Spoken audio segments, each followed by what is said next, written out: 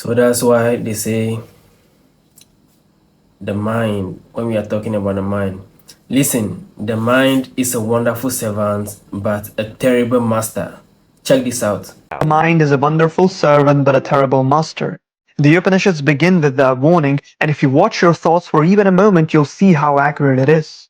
Most people think they think, but thoughts appear on their own like sparks in dry grass. Reactions fire automatically, emotions rise without permission, and what you call you simply follows. Sanatana Dharma understood this thousands of years ago.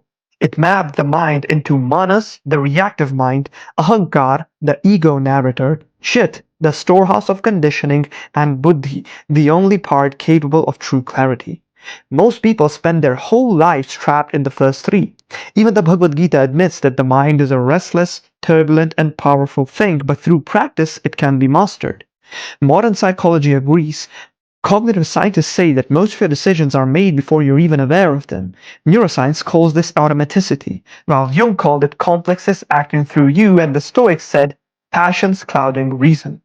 Different traditions speaking the one truth that you do not possess the mind you think you possess. Therefore, meditation in Sanatana Dharma wasn't meant for relaxation or achieving peace of mind. It was meant for de-automation, for watching the machinery of thought until you realize that the thinker is just another thought.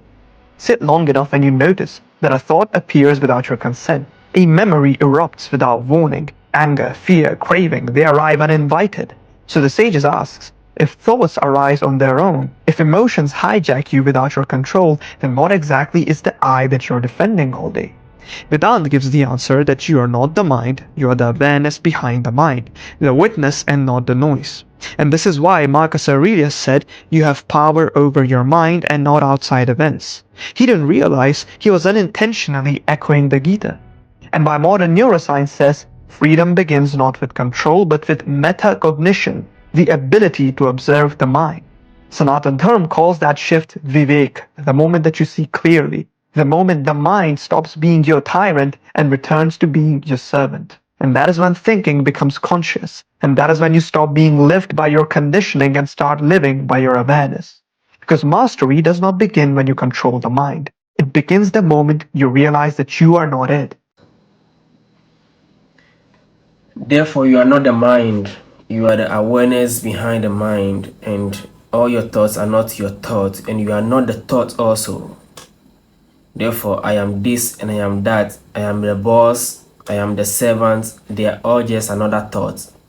If you can watch from behind as an awareness, you will realize that you are not your thoughts, and you are not even the thinker of your thoughts. Therefore, who are you?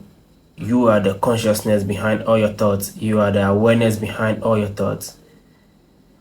Peace.